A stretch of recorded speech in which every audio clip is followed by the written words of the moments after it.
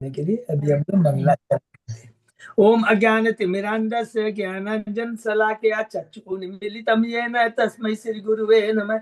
श्री चैतन्य मनोभीष्टं स्थापितं येन भूतले स्वयं रूप कदा मह्यं ददाति स्वपदान्तिकं। वन्देऽहं श्री गुरु श्रीयुतपद कमलं श्री गुरु वैष्णवांच च श्री रूपं सागर जातं सहगण रघुनाथं वितं तं सजीवं स्वाधेतं सावधूतं परिजं सहितं कृष्ण चैतन्य देवं श्री राधा कृष्ण पादान सहगण ललिता श्री विशाखा वितांत च नम ओम विष्णु पादाय कृष्ण पृष्ठाय भूतले श्रीमते भक्ति वेदांत स्वामिन इति नामने नमस्ते सारस्वती देवे गौरवाणी प्रचारिणे निर्विशेष शून्यवादी पाश्चात्य देश तारिणे वांछा कल्पतरुभ्यश्च कृपा सिन्धुभ्येव च पतितानां पावनेभ्यो वैष्णवेभ्यो नमो नमः। नमो महावदान्याय कृष्ण प्रेम प्रदायते कृष्णाय कृष्ण चैतन्य नामने गौरत्विषे नमः। हे कृष्ण करुणा सिंधु दीन बंधु जगतपते गोपेश गोपिका कांते राधा कांते नमस्तुते। तप्त कांचन गौरांगी राधे वृंदावनेश्वरी वृषभानुसुते देवी प्रणमामि हरिप्रिय। नीलांचल निवासाय नित्याय परमात्मने बलभद्र सुभद्रायां जगन्नाथाय ते नमः।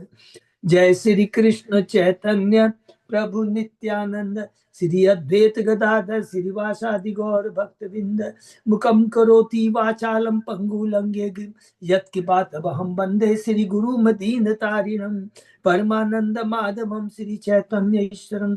हरे कृष्ण कृष्ण कृष्ण हरे हरे हरे राम राम राम हरे हरे। श्री श्री मंगलाचरण की जय। शिला प्रभुपाद की जय। हरे कृष्णा। आज के इस भागवतम चर्चा में सभी भक्तों का हार्दिक स्वागत है। सभी भक्तों के चरणों में मेरा सादर दंडवत प्रणाम है। राधा माधव राधा गोविंद परम वैष्णव परम गुरु आचार्य ये असीम कृपा हम लोगों के ऊपर है कि हम सब भक्त लोग मिलकर कई दिनों से इसे भागवतम के ऊपर चर्चा कर पा रहे हैं। कैंटो 10 के हम लोग ने अभी तक 65 अध्याय कंप्लीट कर चुके हैं। आज 66वां अध्याय 66 अध्याय में प्रवेश करेंगे और अभी तक हमने जो चर्चा की है बहुत संक्षिप्त में करेंगे। 4 भाग में पूरा कैंटो 10 है। प्रथम जो है गोकुल की लीलाओं, उसके बाद में वृंदावन की, उसके बाद में मथुरा है और उसके बाद में द्वारका। अभी हम द्वारका की लीला के ऊपर चर्चा कर रहे हैं।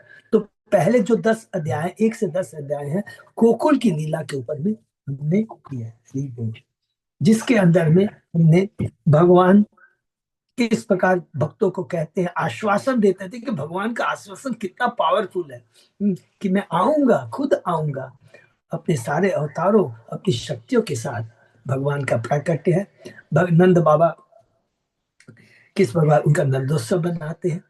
उसके बाद में उत्तला सटकासु तिरावर्त के ऊपर कृपा है। उसके बाद में नामकरण है, दामोदर लीला है और यमलार्जुनों का उद्धार है। 11वें अध्याय से हमने देखा पूरा करीब करीब 37 अध्याय तक वृंदावन की लीला है, जिसमें भगवान बछड़े चराने की लीला है। भगवान ने तीनावर्त वसुरी वत्सासुर का वध किया है और उसके बाद में हमने कहा ब्रह्म विमोहन लीला है और ब्रह्मा जी की स्तुति है। धेनुकासुर का वध है।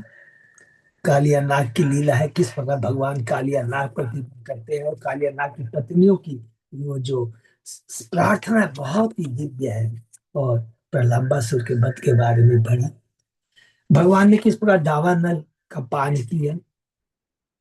बेनु गीत, गोपियों भगवान की बेनु गीत का सुंदर वर्णन करती है जो कि दिव्य है। 22वें अध्याय में चीरहरण लीला। 23वें अध्याय में ब्राह्मण पतियों पर भगवान की कृपा है। 24 से लेकर 27 तक भगवान ने गोवर्धन लीला की, हरि बोल। और उसके बाद में 29 से लेकर करके हम लोग 33 अध्याय के अंदर गोपियों की जो दिव्य भक्ति है और उस दिव्य भक्ति का भगवान किस प्रकार आदान प्रदान करते हैं, बहुत सुंदर है। याद आता है गोपिया को भगवान चिढ़ाते हैं, कहते हैं तुम लोग क्यों आई हो। तो वो कहती है कि देखो हमने सब कुछ छोड़ के आए हैं और सबसे बड़ा कर्तव्य धर्म ही यही है कि आपकी सेवा करने से। देवर्षि भूतानाम पित्त नाम 11 कैंटों में हम लोग ने पढ़ा कि यदि भगवान की भक्ति की जाती है, पूजा की जाती है, तो सबकी पूजा अपने आप हो जाती है। गुरु की, ऋषियों की, संबंधियों की, माता पिता की, सबकी। देवर्षि भूतानाम, ये बहुत सुंदर।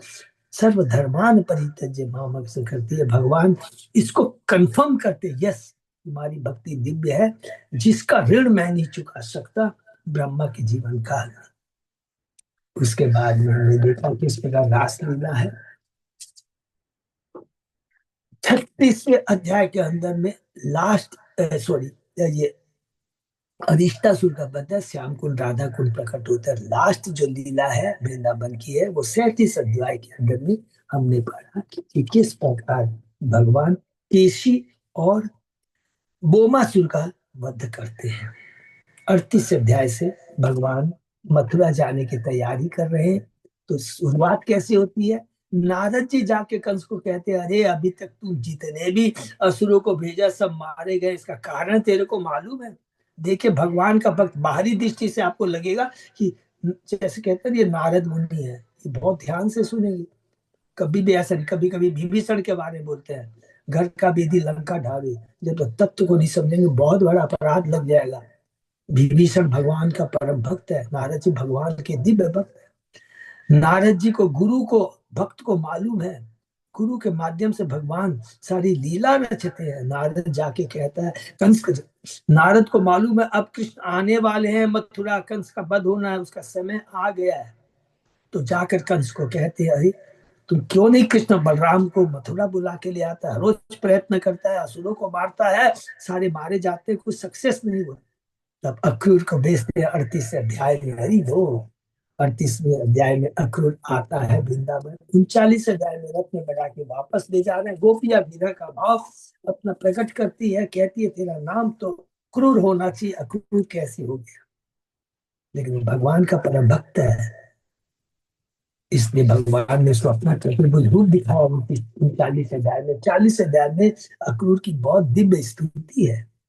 41 अध्याय में कैसे वो भगवान कृष्ण बलराम मथुरा में प्रवेश करते हैं, अलग अलग भक्तों पर कृपा करते हैं। धोबी के ऊपर में, जुल्हा के ऊपर में, सुदामा माली के ऊपर में। 42 अध्याय में यज्ञ का धनुष, 43 अध्याय में हाथी का वध, और 44 अध्याय में भगवान कंस का वध कर करके वृंदावन वासियों के कंस के अत्याचार से मुक्त करते हैं। वो 45 अध्याय में हमने देखा कि करीब करीब भगवान शिक्षा देते हैं कि गुरु के आश्रय के बिना हमारे को भक्ति प्राप्त नहीं हो सकती। सांदीपनि मुनि के यहाँ में जाकर करके वो 64 कला सीखते हैं। 46 अध्याय में भगवान किसको भेजते हैं? उद्धव को भेजते हैं वृंदावन। उद्धव का 46 अध्याय में नंद बाबा के संग में वार्तालाप है, कृष्ण तत्व बताते हैं। 47 अध्याय में गोपियों के संग में वातावरण है, भगवान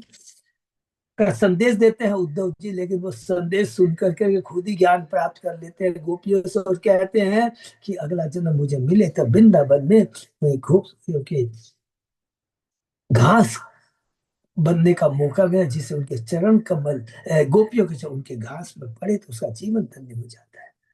अब भगवान मथुरा जाने की, मथुरा से द्वारका जाने की तैयारी करें। बहुत सुंदर हम कोरिलेशन करके चलेंगे। तो भगवान यहाँ पर क्या लीला कर रहे हैं?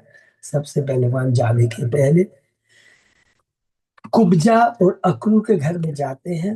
अक्रूर को भेजते हस्तिनापुर जा करके पतला, क्योंकि भगवान का द्वारका की तैयारी प्लानिंग कर दिया, तुम जाके हस्तिनापुर में देख के आओ। कुछ जाते हैं 49 अध्याय में हस्तिनापुर जा करके एक हिंट देते हैं कुंती महारानी को कि कृष्ण आने वाले हैं। हिंट देते हैं धृतराष्ट्र को, अभी भी तू सुधर जा, एक राजा का धर्म का क्या कर्तव्य पाल, उसको करो।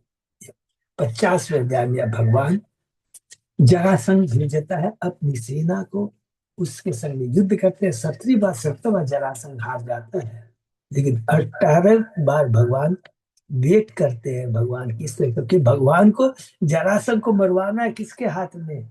दुर्य भीम के हाथ में सारी लीलाएं बहुत सुंदर सुंदर है, भगवान नहीं मारते उसको। और बाणा दिखाते हैं, रण छोड़ भगवान की मैं डर गया।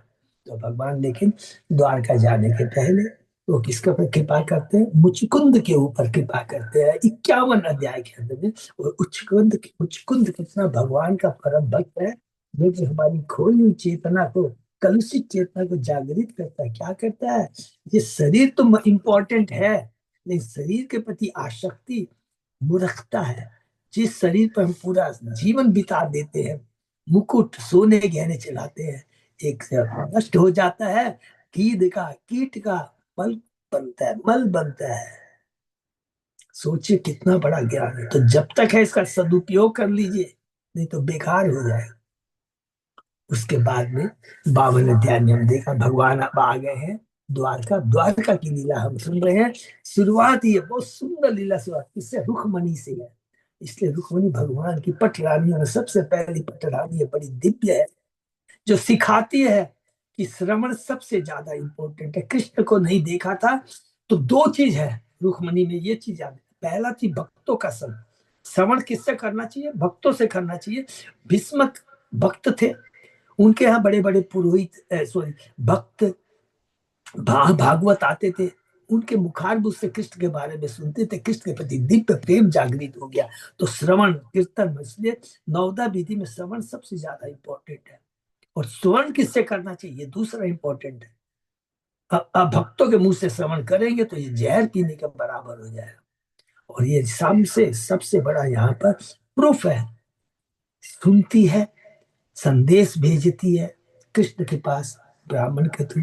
53 अध्याय में भगवान आते हैं कुंडिका पे और अपहरण करके ले जाते हैं। और 54 अध्याय में भगवान उसे ले जाते हैं, लेके आते हैं द्वारका, और द्वारका में वैदिक देशी से ब्याह करते हैं। बहुत सुंदर है। 52, 53, 54, 55 अध्याय में कृष्ण बलराम सॉरी कृष्ण रुक्मणी के पुत्र होते हैं प्रद्युम्न। प्रथम प्रद्युम्न है, उनके बारे में सुना किस प्रकार वो संबर असुर के हाथ से, क्लच से निकल करके आते हैं अपनी पत्नी रति देव को लेकर। 56, 97 अध्याय में लीला है, 56 अध्याय में कि भगवान किस प्रकार जामवंती और सत्यभामा से विवाह करते हैं समयंतक मणि की लीला के माध्यम से। ये हुआ 56 अध्याय। 57 अध्याय में सम्यकवती की लीला से बताते हैं कि देखो मनुष्य किस प्रकार धन के प्रति आसक्त हो जाता है, जो अंत में वो सम्यक तक मणि क्या करती है? उत्पात करती है, हिंसा करती है, कष्ट कर दिलाती है, दूसरों पर ब्लेम देती है, कभी कृष्ण के ऊपर ब्लेम दिया इस तरह करती है, और कभी कभी अक्रूर के ऊपर। बहुत सुंदर है कि किस प्रकार अक्रूर को दिखाते हैं भगवान, नहीं ये भगवान का भक्त है। हाँ तुम लोग सच कह रहे हो कि अक्रूर के जाने से देखो द्वारका में सारी प्रॉब्लम आ रही है आदि देवी दाई, क्योंकि भगवान उसको वापस लाना चाहते थे। लीला बहुत सुंदर होती है। तो भक्ति का रहना बहुत जरूरी है। भौतिक संपत्ति है बंधन का, उत्पात का, कष्ट का कारण बनती है। ये 57 अध्याय में हमने पढ़ा।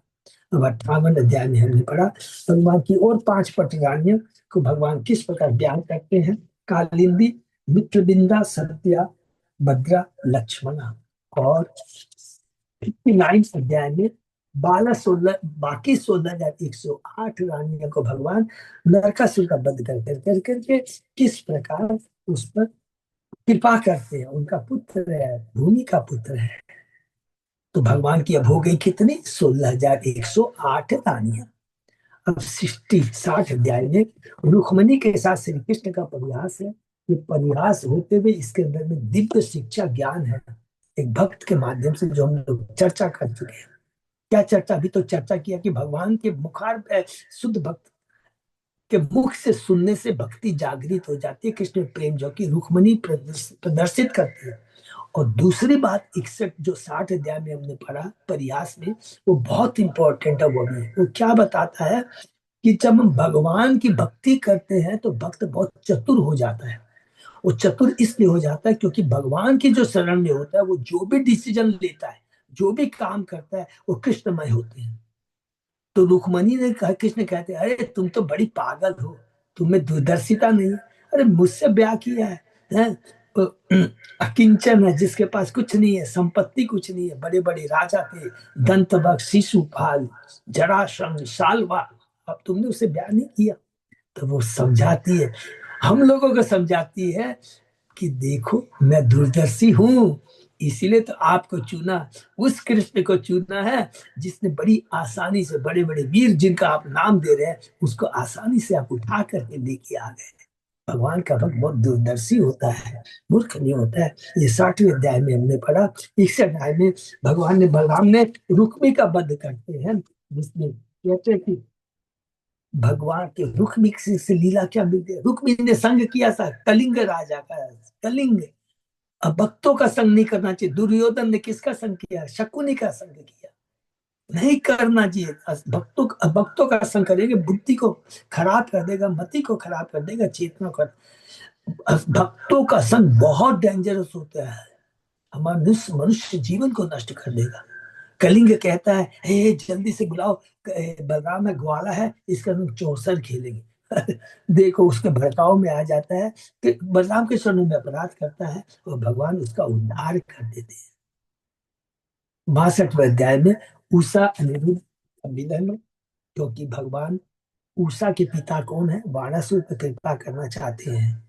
तो बाणासुर किस प्रकार हमने देखा इस अध्याय में कि अनिरुद्ध को नागपाश में बांध लेता है।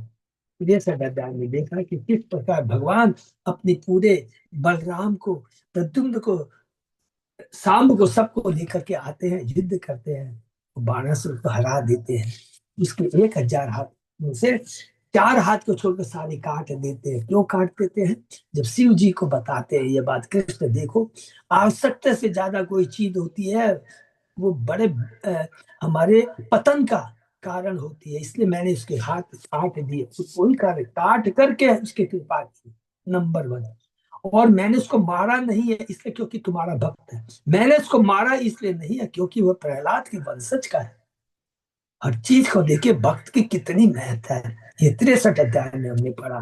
64 अध्याय में हमने पढ़ा राजा नृग का उद्धार। देखिए एक एक बहुत शिक्षा है यहाँ पर। इस अध्याय में भगवान शिक्षा देते हैं कि हे नृग, तेरे को जो दर्शन हुए ना, तेरे इसलिए नहीं कि तू बहुत दान पुण्य कर रहा है, तेरे को दर्शन इसलिए हुए क्योंकि तुमने एक परम भक्त को अर्चा विग्रह स्थापित करने के लिए भगवत गीता भागवतम उसको अरेंज करने के लिए दिया था, और उसने कहा था कि तुम्हें भगवान के दर्शन होंगे, तब मैंने तेरे को दर्शन दिया। ये आचार बता।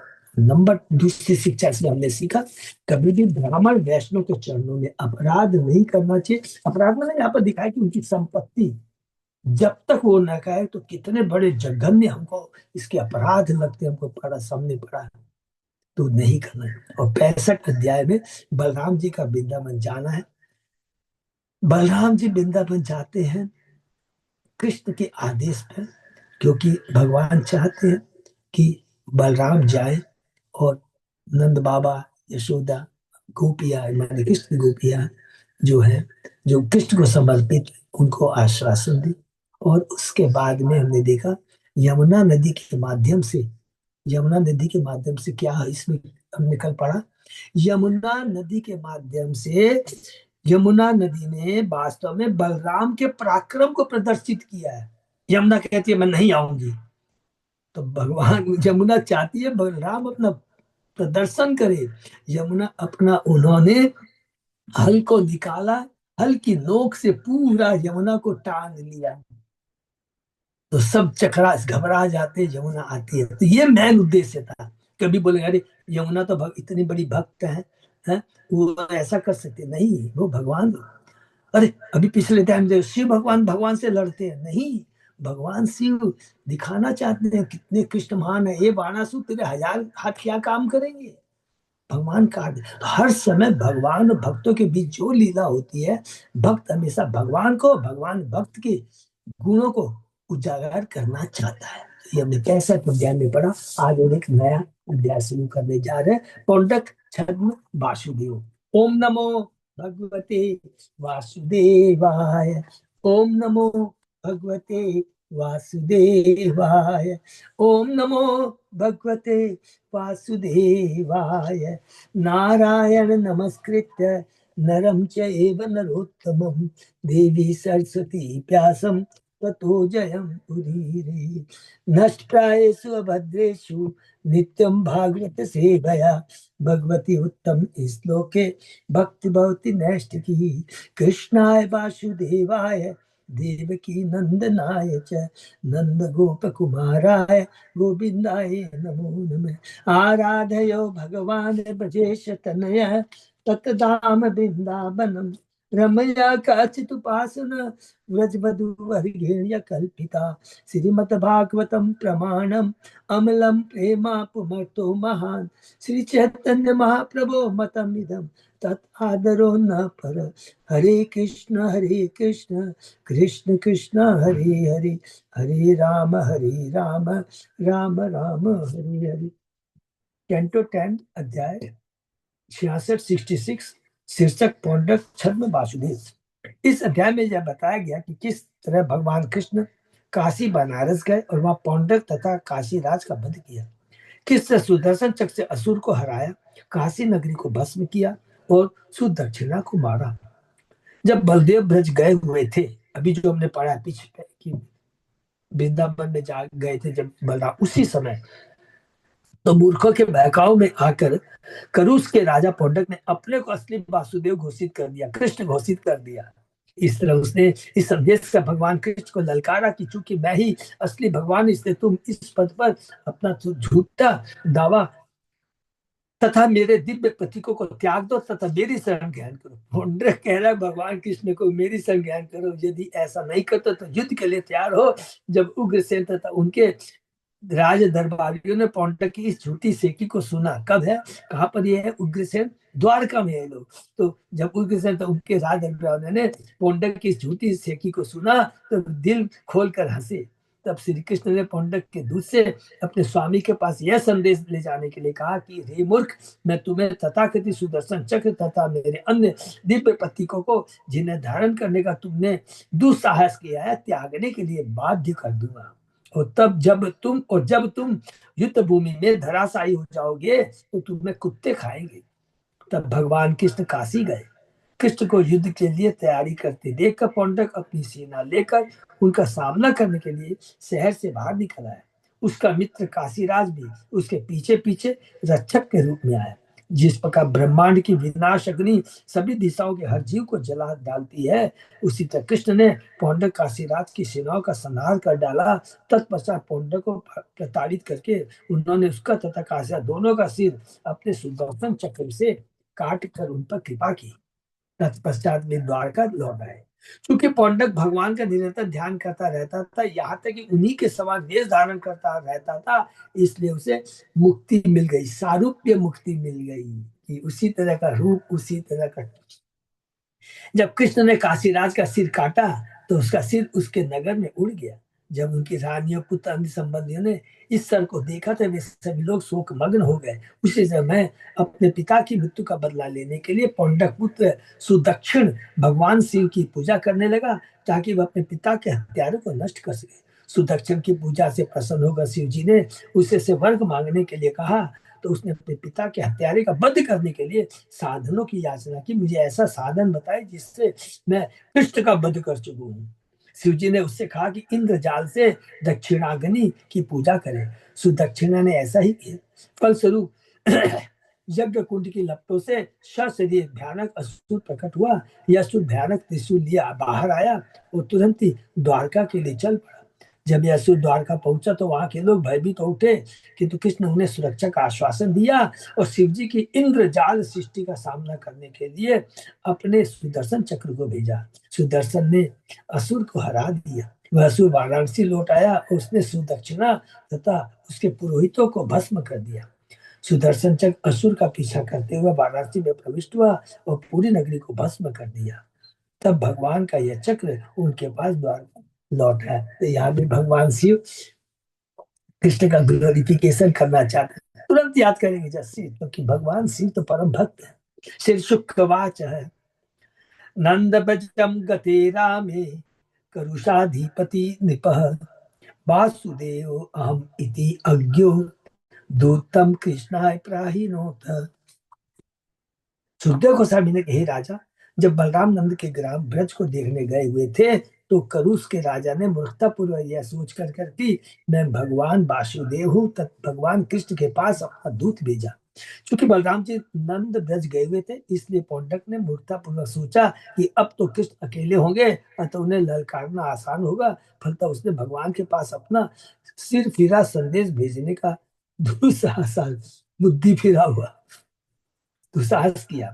त्वं वासुदेवो भगवान अवतीर्णो जगतपति इति प्रस्तोभितो बाले मैं मैंने आत्मनाम अच्युतम।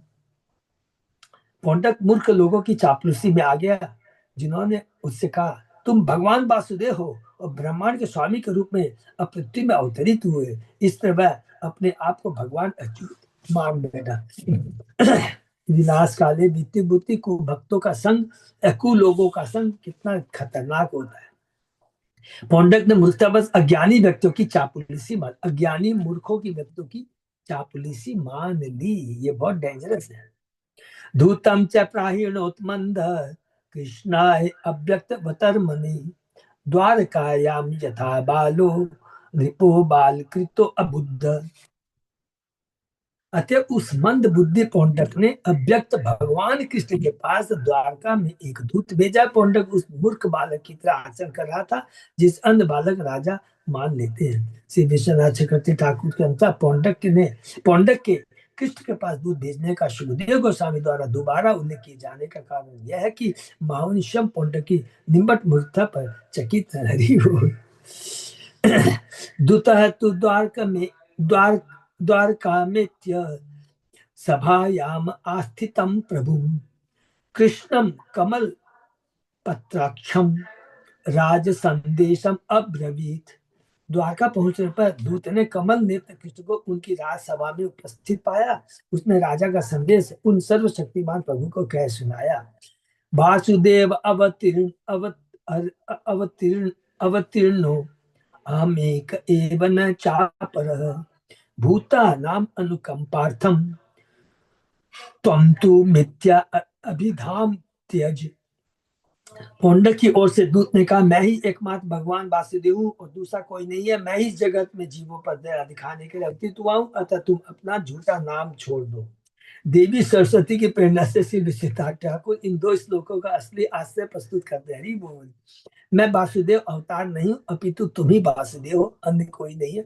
क्योंकि तुम जीवों पर दया दिखाने के अवतरित हुए हो, अतः मेरी यह झूठी उपाधि छुड़वाइए, जो उस सीप की तरह है जो अपने को चांदी मान बैठती है। भगवान निश्चित रूप से इस अनुरोध को पूरा करेंगे। हरि बोल। तो हमेशा देखे आचार्य लोग कितने सुंदर टिप्पणी उसके मुंह से बुलवाते हैं, लेकिन पूरा उसका उल्टा अर्थ है। वो एक्चुअली में वो ये बोलना चाहता है, क्योंकि उसकी तो बुद्धि है नहीं, अज्ञानी है। तो ज्ञान की बात क्या है वो बता रहे हैं, और अज्ञान क्या है, हमारा ज्ञान क्या है।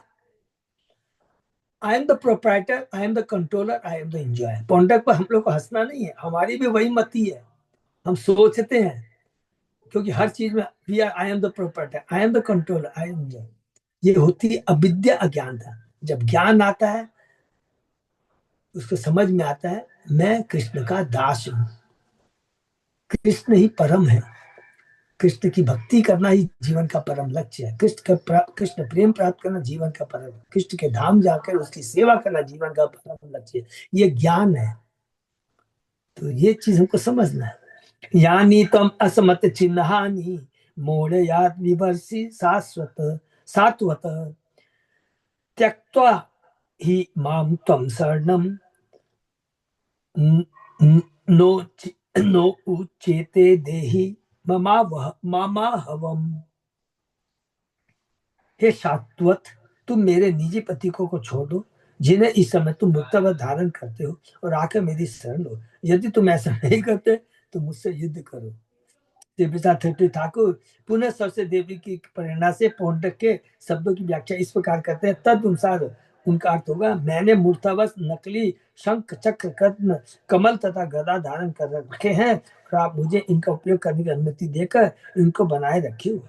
आप अभी तक मुझे वश में करके इन नकली प्रतीकों को हटा नहीं पाए, अतः कृपा करके आइए और मुझे इन्हें त्यागने के लिए बाध्य करके मुझे मुक्त कीजिए। मेरे साथ युद्ध करके मुझे मार कर मुझे मोक्ष प्रदान कीजिए। हमारी कलुषित चेतना को हे प्रभु खत्म कीजिए, जो हम लोग झूठा प्रतिष्ठा धारण किए हुए हैं कि मैं प्रोप्राइटर हूँ, मैं दान देने वाला हूँ, इस हमारी कुछ चेतना को नष्ट कीजिए, कृपा करके आइए और हमारे पर कृपा कीजिए। हरि बोल। श्री शुकवाच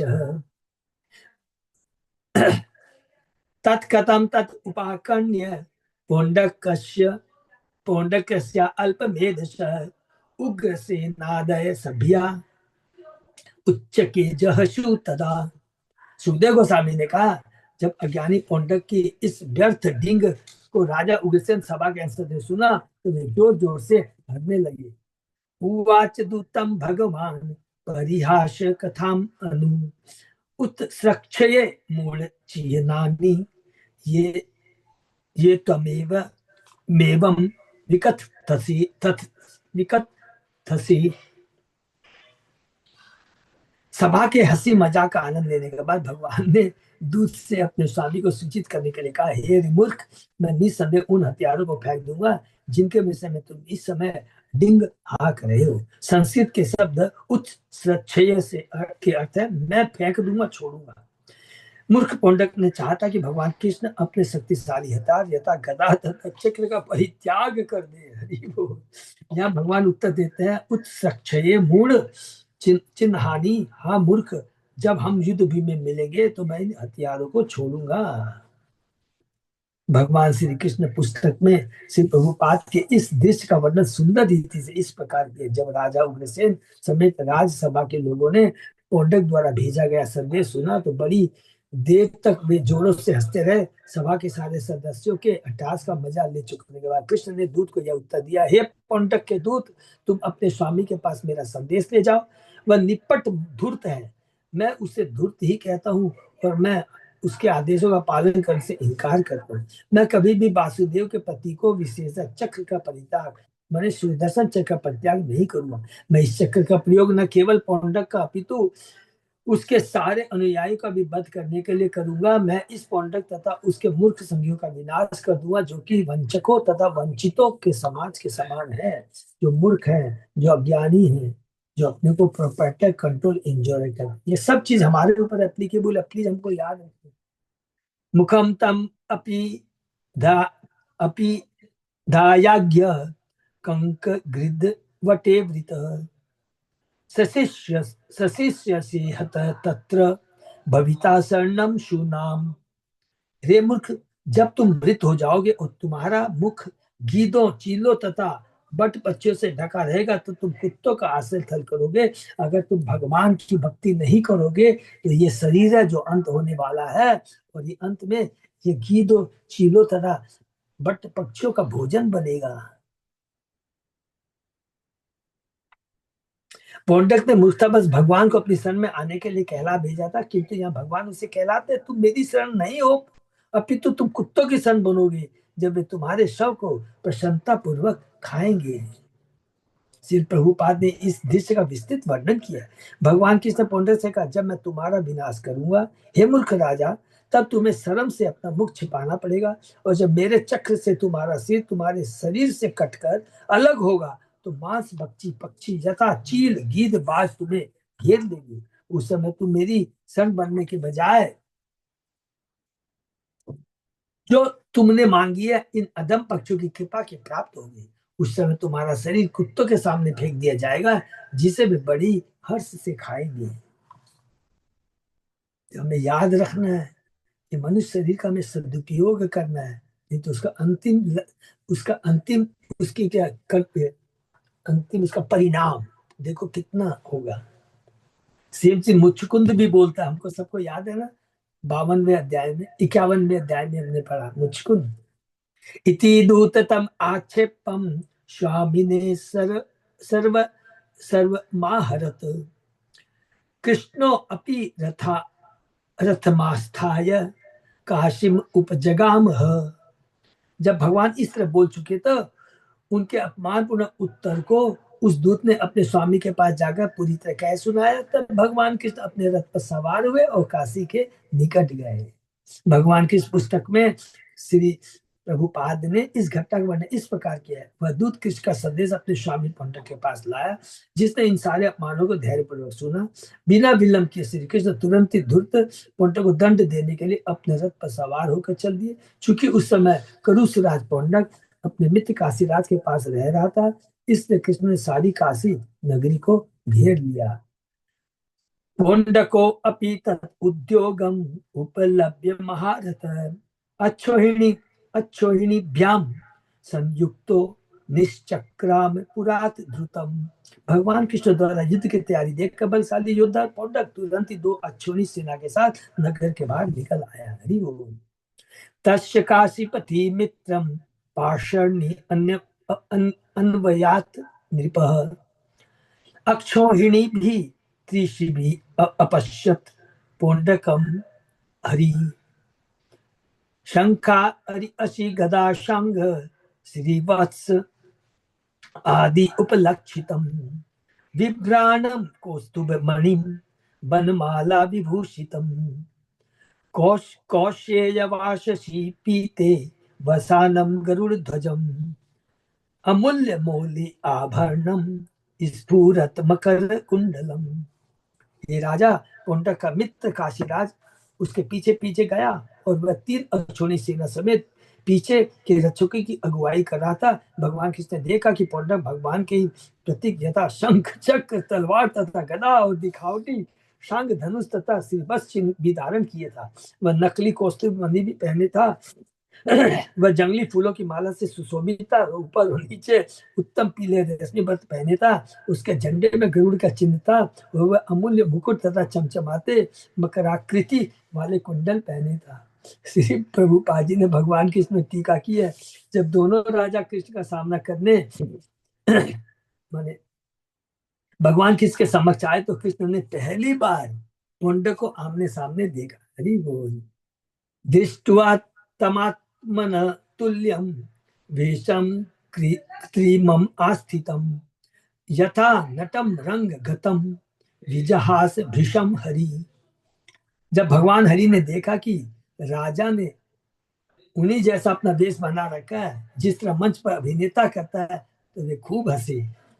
द्वारका में अग्रसेन सब हंसे थे, भगवान यहाँ आकर के साक्षात देते हैं, वो हंस रहे हैं। श्री प्रभुपाद इस दृश्य का इस प्रकार किया। कुल मिलाकर पौंड्रक की वेशभूषा तथा पहनावा स्पष्ट तथा बनावटी था। कोई भी समझ सकता था कि बनावटी वेशभूषा में मंच पर वासुदेव का पाठ अदा करने वाला कोई नाट्यकार था, कोई व्यक्ति था।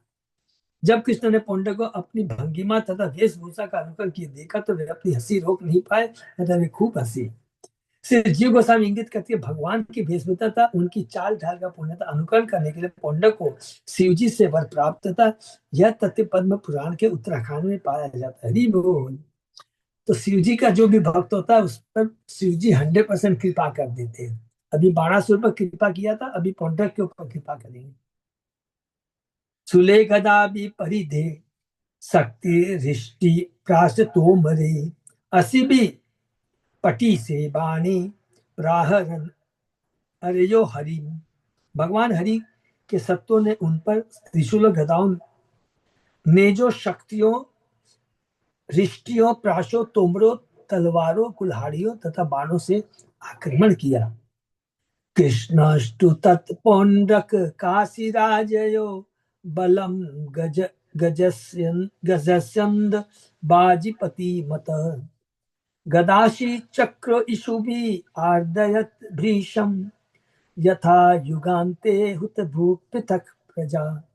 किंतु भगवान कृष्ण ने पौंड्रक काशीराज की सेना पर भीषण वार किया, जिसमें हाथी रथ घोड़े तथा पैदल सम्मिलित थे। भगवान ने अपनी गदा तलवार सुदर्शन तथा बाणों से अपने शत्रु को उसी तरह पीड़ित कर दिया जिस तरह युगांत में प्रलयाग्नि विविध प्रकार के प्राणियों को सताती है। श्री प्रभुपाद ने भगवान कृष्ण में इस तरह टीका की है। राजा पौंड्रक के पक्ष के सैनिक कृष्ण पर अपने हथियारों की वर्षा करने लगे। हथियारों में त्रिशूल गदा खंबे भाले तलवारें खंजर तथा बाण थे जो लहरों की तरह उठते आ रहे तो कृष्ण उनका सामना कर रहे थे। उन्होंने न केवल हथियारों को नष्ट किया अपितु पौंड्रक के सिपाहियों तथा सहायकों को भी नष्ट कर दिया, जिस तरह इस ब्रह्मांड के प्रलय के समय विनाश की अग्नि हर वस्तु को भस्म कर देती है। विपक्षी दल में के हाथी, रथ, घोड़े तथा पैदल सिपाही किसके हथियारों से तीतर बितर हो गए। हरि बोल। आयोधनम तत् बाजी कुंजर विपत् खर उष्टे अरिणा अवखंडिते बभोचित्तम मोद वहम मनस्विनाम आक्रीडनम भूत इव उल्बणम भूतपते इव उल्बणम। भगवान ने चक्र द्वारा खंड खंड किए गए रथों, घोड़ों, हाथियों, मनुष्यों, खच्चरों तथा ऊंटों से पटा हुआ युद्ध क्षेत्र उसी तरह चमक रहा था मानो विद्वान को आनंद प्रदान करने वाला भूतपति का भयावना अखाड़ा हो। श्री प्रभुपाद ने इस दृश्य का वर्णन इस प्रकार किया है। यद्यपि विध्वंस किया हुआ युद्ध क्षेत्र संसार के पैदा के समय शिव जी के नित्य स्थल जैसा लग रहा था, किंतु कृष्ण के पक्ष से योद्धा इस दृश्य को देखकर अत्यंत प्रोत्साहित और वे अधिक शक्ति से युद्ध कर रहे थे। अत्ता पोंडकम पोंडकम सोरी भू भो पोंडक यत भवान दूत वाक्य न मामाह तानी अस्त्राणि उत्सृजामि थी। तब भगवान कृष्ण ने पौंडा को संबोधित किया, हे पौंडा, तूने अपने दूत के माध्यम से जिन हथियारों के लिए कहलाया था, अब मैं उन्हीं को तुम पर छोड़ रहा हूँ। सिर्फ बाद में भगवान कृष्ण ने इस प्रकार लिखा है। इस समय भगवान कृष्ण ने पौंडक से कहा, पौंडक, तुमने मुझसे भगवान विष्णु के प्रतीकों को विशेषता मेरे चक्र को त्यागने के लिए अनुरोध किया था, अब मैं इसे तुझ पर छोड़ूंगा। सावधान, तू झूठा ही मेरा अनुकरण करते हुए अपने को वासुदेव घोषित कर रहा है, अतः तुझसे लड़कर मूर्ख कोई नहीं है। कृष्ण के इस कथन से स्पष्ट है कि जो भी धूर्त अपने को ईश्वर घोषित करता है, हरि बोल, वह मानव समाज में सबसे बड़ा मूर्ख है। हम भी तो अपने को ईश्वर घोषित करते हैं ना, कि मैंने किया। ईश्वर का मतलब क्या होता है? कंट्रोलर। जब भी हम कहते हैं ये मैंने किया, तो समझ लीजिए हमारी मति मारी गई। यही हमारी पतन का, बंधन का कारण है। त्याज ईश्वये अभिधानम में यत् त्वया अज्ञ मृषाधृतम ब्रजामि शरणम ते अद्य यदि नेक्षामि संयुगम। रे मूर्ख, अब मैं तुमसे अपना नाम छुड़वा कर रहूंगा, जिसे तूने झूठे ही धारण कर रखा है। जिसे तूने धारण कर रखा है, जी मैंने धारण कर रखा, मैं प्रोप्राइटर हूँ, कंट्रोलर हूँ, इंजायर हूँ।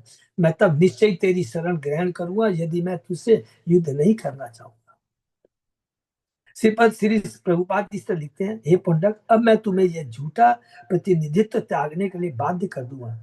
तूने चाहा कि मैं तेरी शरण दूं, अब मेरी तेरी बारी है। अब हम लड़ेंगे, और यदि मैं हारा और तू विजय हुआ तो अवश्य तेरी शरण आ जाऊंगा। भगवान अजय हैं, परम हैं, हम उनके अंश हैं, उनकी शक्ति है, उनकी सेवा के लिए है।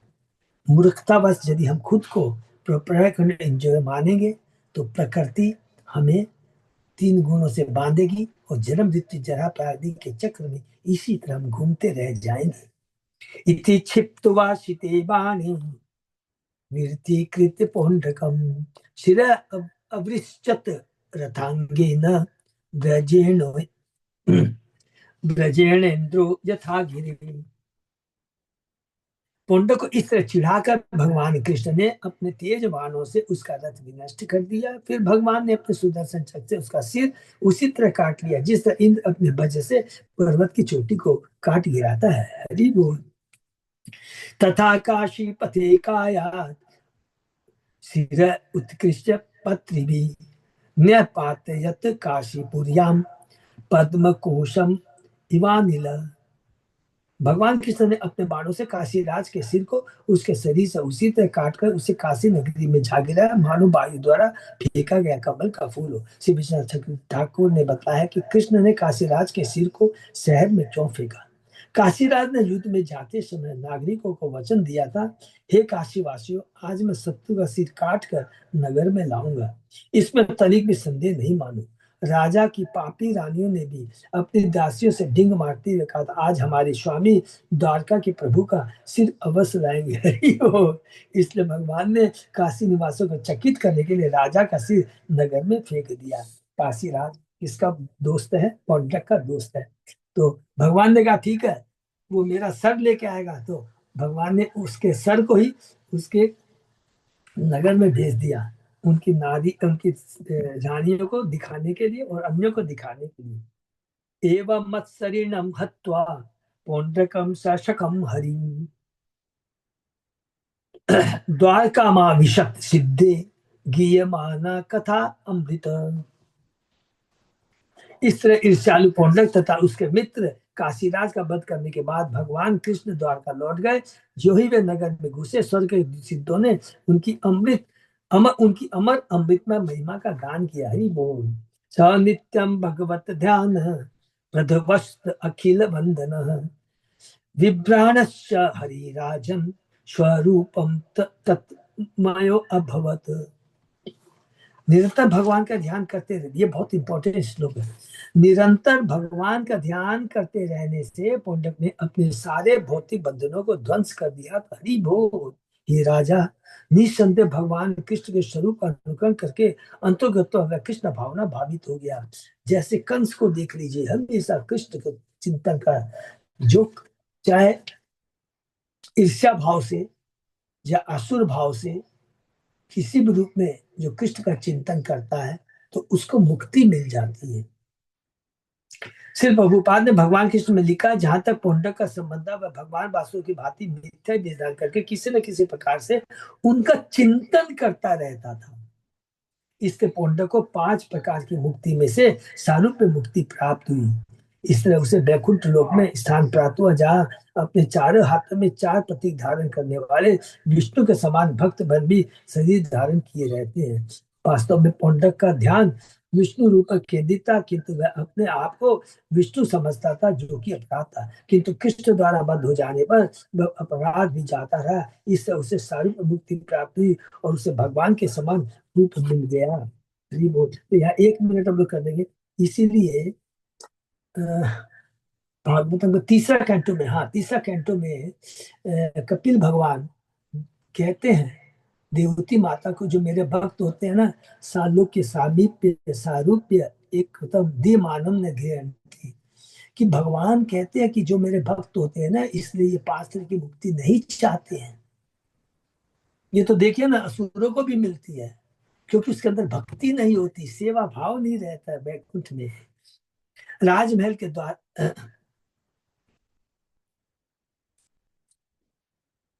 बहुत सुंदर है। तो इसलिए हमारे को क्या, हमको भगवान की प्रेमा भक्ति चाहिए, भगवान को की चरणों की सेवा चाहिए। जो भगवान का शुद्ध भक्त है, कभी भी पूरा देख लीजिए, सब भगवान कपिल ने कह दिया है, माता देवती ये नहीं चाहते हैं। सिरे पतितम आलोक्य राजद्वारे सकुंडलम किम किम इदम कश्य वा वक्रम इति संशीसरे जना।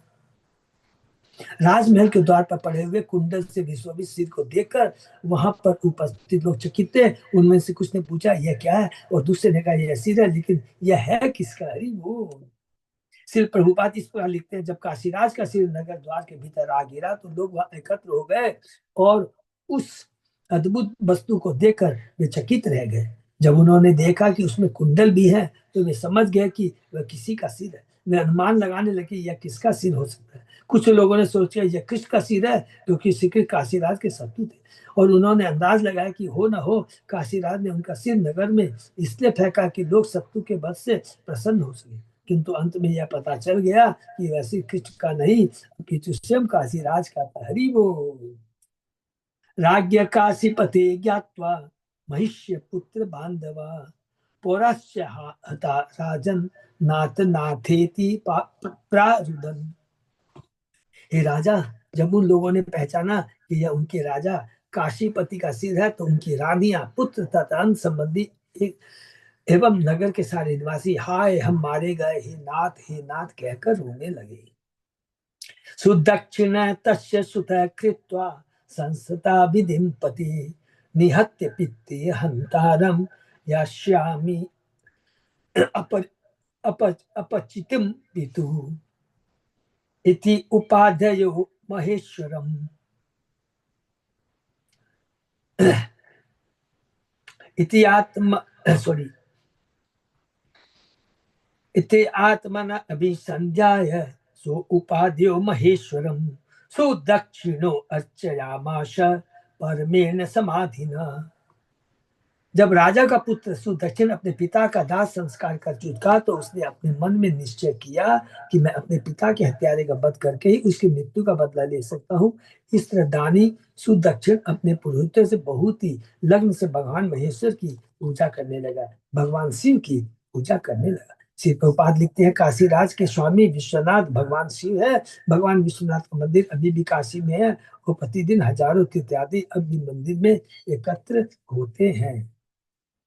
प्रीतो अविमुक्ते भगवान तस्मे वरम अदात विभु प्रीति हंत्री वदोपायम सब्रवी वरम इप्सितम। पूजा से संतुष्ट होकर शक्तिशाली शिव जी अभिमुक्त नामक पवित्र स्थल में प्रकट हुए और सुदक्षिण को इच्छित वर मांगने को कहा। राजकुमार ने अपने पिता के वध करने वाले की हत्या करने के साधन को ही अपने वर के रूप में चुना। दक्षिणाग्नि परिचर ब्राह्मणे सम ऋत्विजम अविचार विधानेन स चा अग्नि प्रमथेर्वृत साध्ययिष्यति संकल्पम वृत साध्यति साध्ययिष्यति संकल्प ब्रह्मणे प्रयोजित इत्यादिष्ट तथा चक्रे कृष्णायाभिचरण वृति। शिवजी ने कहा, तुम ब्राह्मणों के साथ अभिचार अनुष्ठान के आदेशों का पालन करते हुए आदि पुरुष दक्षिणाग्नि की सेवा करो, तब दक्षिणाग्नि अनेक प्रमथों से तुम्हारी इच्छा पूरी करेगा। यदि तुम इसे ब्राह्मणों से सत्ता करने वाले किसी भी व्यक्ति के विरुद्ध निर्देशित कर सकोगे, इसे ब्राह्मणों से सत्ता रखने वाले किसी भी व्यक्ति के विरुद्ध निर्देशित कर सकोगे। इस प्रकार आदिष्ट सुदक्षिण ने अनुष्ठान व्रतों का दृढ़ता से पालन किया और कृष्ण के विरुद्ध अभिचार का आह्वान किया। यहाँ पर स्पष्ट कहा गया कि शक्तिशाली दक्षिणाग्नि को केवल उस व्यक्ति के विरुद्ध निर्देशित किया जाता है जो ब्राह्मण संस्कृति के प्रतिकूल हो। किंतु कृष्ण तो ब्राह्मणों के सर्वाधिक अनुकूल है और वास्तव में ब्राह्मण संस्कृति का पालन करने वाले। हरि बोल। इस बार शिव जी जानते थे कि यदि सुदक्षिण इस संतान की शक्ति को किसके विरुद्ध करेगा तो वह सब मर जाएगा। हरि बोल। तो ये देखिए प्रभुपाद जी की कृपा है कि भगवान उस मूर्ख के ऊपर में उस पर भगवान के द्वारा कृपा दिलाना चाहते हैं। डिट्टो जैसा है अभी हम लोगों ने बाणासुर के बारे में पढ़ा था। ततो अग्नि उत्थित कुंडा मूर्तिमान अति भीषण तप्त ताम्र शिखा शंभु अंगारो उद्गारी लोचन दंतस्तो उग्र भ्रूकुटी दंड कठोर आशेष जीया आहि आलिहन शिखवाणी नग्नो विदुन्वन त्रिशिखम ज्वलत। तत्पश्चात यज्ञ कुंड से अत्यंत भयाव ने नग्न धड़ंग पुरुष का रूप धारण कर अग्नि बाहर निकला। इस अग्नि सरीखे प्राणी की दाढ़ी तथा चोटी पिघले तांबे जैसी थी और उसकी आंखों से जलते हुए गर्म अंगारे निकल रहे थे। उसका मुख दाढ़ों तथा भयावह कुटिल एवं गहरी भौं सहित अत्यंत भयावना लग रहा था। अपने मुख के कोनों को अपनी जीभ से चाटता हुआ यह असुर अपना ज्वलित त्रिशूल हिला रहा था। पदभयाम ताल प्रमाणाभ्याम कंपयन अवनीतलम तो अभ्य धावत वृतभूते द्वारकाम प्रदहन दिशा। यह दैत्य ताड़ वृक्ष जैसी लंबी टांगों से अपने 7 भूतों को लेकर धरती को हिलाता तथा संसार को अपनी दिशाओं से जलाता हुआ द्वारका की ओर भागा। तमा विचार दहनम आयंतम द्वारको ओक्ष विलोक्य तत्सु सर्वे वनवा वनदाहे मृगा यथा। अभिचार अनुष्ठान से उत्पन्न अग्नि तुल्य असुर को निकट आते देखकर द्वारका के सारे निवासी उसी तरह भयभीत होते थे जिससे दावाग्नि से पशु भयभीत हो उठते हैं। हरे कृष्णा प्रभु। हाँ अच्युत प्रभु जी। प्रभु 3-4 श्लोक हो रहे हैं, क्या करना है? ना तो चाहिए प्रभु जी, कंप्लीट हो हाँ जाए प्रभु, सब। कर लेते तो अच्छा ही रहता है प्रभु जी। कर लेते हैं क्योंकि प्रभु इससे, क्योंकि इसमें और आगे से कोई लिंक नहीं है इसलिए इसको कर लेते हैं तो चलो।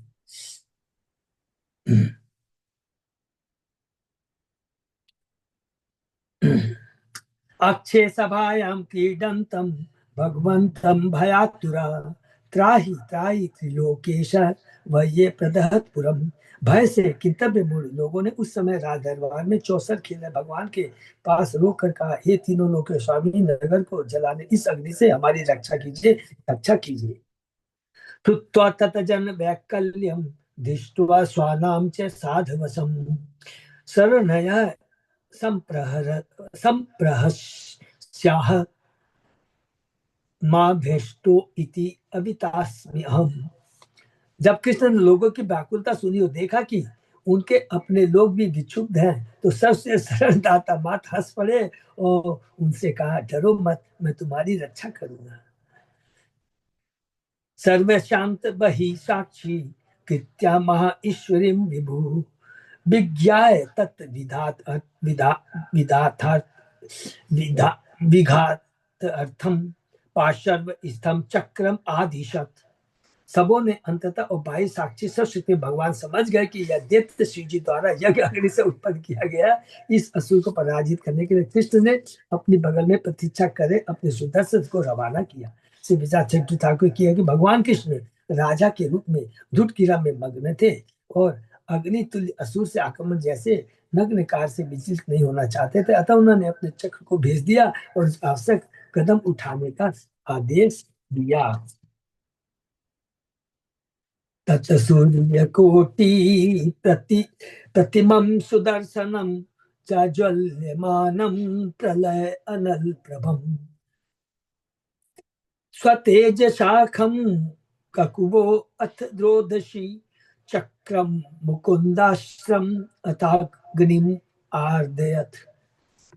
भगवान मुकुंद का वह सुदर्शन चक्र करोड़ों सूर्यों की तरह प्रज्वलित हो उठा। उनका तेज ब्रह्मांड की प्रहलादनी सदृश प्रज्वलित था और अपनी गर्मी से आकाश सारी दिशाओं स्वर्ग तथा पृथ्वी एवं उस अग्नि तुल्य असुर को भी पीड़ा देने लगा। भगवान का सुदर्शन चक्र जो है, तित्या अनल प्रतिहत रथांग पाणिर अस्त्रोजशा नृप भग्न मुखो निवृत्त वाराणसी परिसमेत्य सुदक्षिणतम सरित्रिक जनम समदहत स्वकृतो अभिचार। ये राजा भगवान कृष्ण की अस्त्र की शक्ति से विचलित तंत्र से उत्पन्न अग्नि तुल्य प्राणी अपना मुंह मोड़ कर चला गया।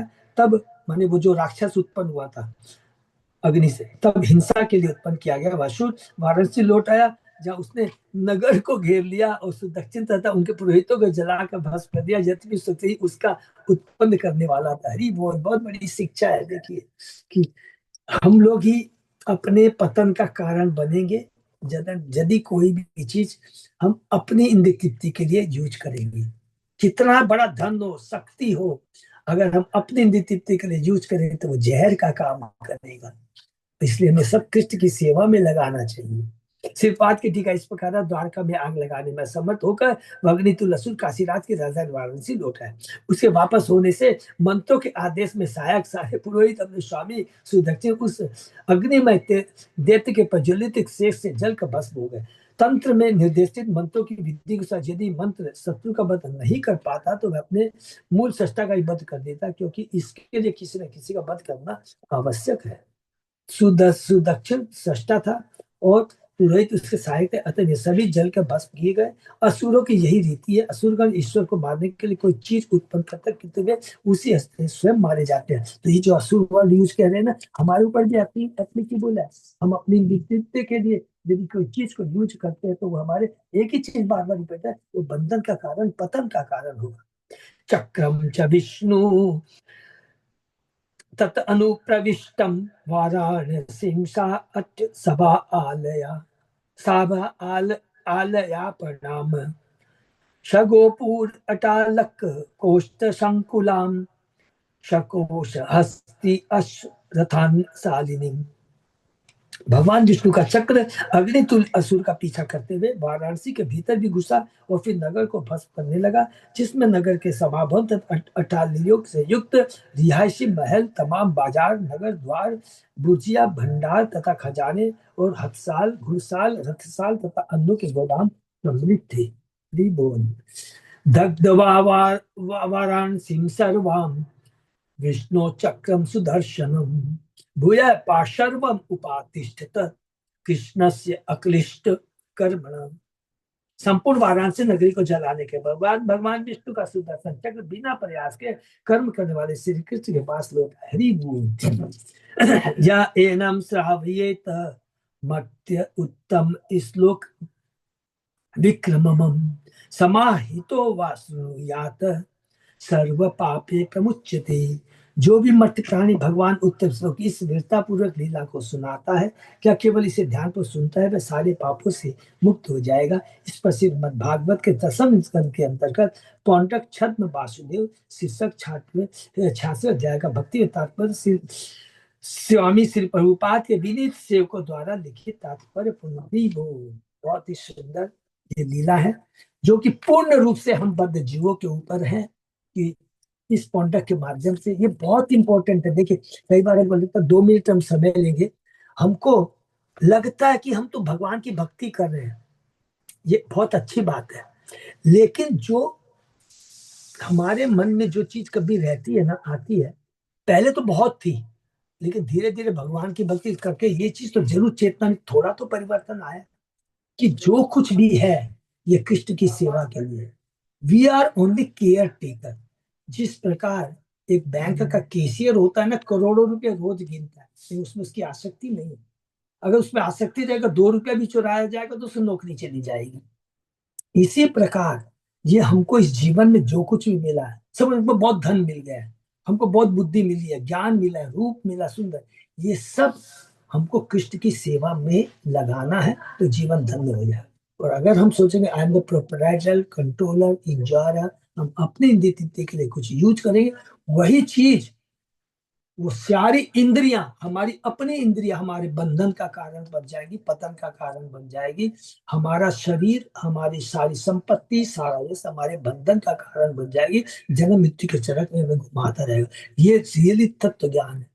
और जो भगवान का भक्त होता है, शिव जी का दोनों जगह देखेंगे, यमुना का हमने देखा, लगता है यमुना ने बलराम जी के आदेश का पालन नहीं किया, नहीं, उनकी जो चेतना होती है बहुत दिव्य चेतना होती है, वो भगवान का ग्लोरिफिकेशन करना चाहते हैं। इसे शिव भगवान दिखाना चाहते थे बाणासुर को, शिव भगवान पौंड्रक को दिखाना चाहते थे, अरे मूर्ख, ये स्वामी है, ये परम स्वामी है, सब ब्रह्मांड के स्वामी है, हम सब सेवक हैं। तो हमको ये चेतना अगर ध्यान में रहेगी तो उससे क्या होगा कि हमारी चेतना सही स्थान पर रहेगी और हम ज्यादा से ज्यादा भगवान की भक्ति करेंगे, ज्यादा से ज्यादा जो हमारे पास है यथा शक्ति, हम उसको भगवान की सेवा में लगाने का प्रयत्न करें। ठीक है ना। हरे कृष्ण। बहुत सुंदर लीला दोनों है, तीनों लीला एक से एक सुंदर है। नहीं तो आप खाली लीला के हिसाब से पढ़ेंगे तो लगेगा हाँ खत्म हो गया, नहीं, सबके पीछे बड़ा तत्व दिव्य ज्ञान है। ठीक है ना। इसको हमको अपने जीवन में उतारना है। किसी का कोई प्रश्न? बहुत बहुत धन्यवाद। सबको हम लोग यहाँ विराम देते हैं। हरे कृष्ण। हरे कृष्णा माता जी। हरे कृष्ण। हरे कृष्ण। हरे कृष्ण। हरे कृष्ण। अच्युत अजय दास प्रभु, कुछ अनाउंसमेंट है क्या प्रभु? स्पेशल तो कुछ नहीं। कुछ नहीं है। हाँ, क्या बोले थे वो? और पुण्य ये मैसेज सबको। हाँ बस गौर पूर्णिमा का है, सब भक्त लोग बहुत बहुत अच्छा लगा। जगन्नाथ कौर की सब भक्त लोग है, बहुत यात्रा परिवार देखे कितना सुंदर व्यवस्था कर रहे हैं। मुझे बहुत खुशी हो रही है कि ऐसा लग रहा है कि जगन्नाथ ग्रुप अकेला ही उसको पूरे फेस्टिवल को कर लेगा। हरि बोल। श्री- सब श्री संगीता माता जी, प्रभा माता जी, अरुण अग्रवाल, वो सब लोग बहुत अच्छी कर रहे हैं, सब लोग और आगे धीरे धीरे कर रहे हैं। बहुत बहुत धन्यवाद सबको। और कल थोड़ा मंदिर में मैसेज आया रात में, कल सेवा है मंदिर में, क्लास है, तो कल अपनी क्लास यहाँ नहीं कर पाएंगे, ठीक है। तो फिर हम लोग नेक्स्ट बृहस्पतिवार को ही मिलेंगे, ठीक है ना।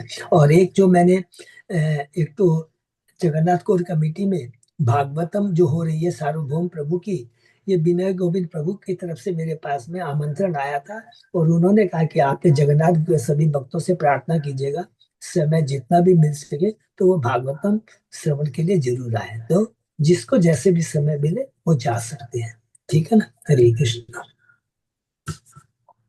हरे कृष्ण। सही भक्तों का बहुत बहुत धन्यवाद। फिर आज का सेशन ही विराम करते हैं, परसों फिर सुबह 7 बजे।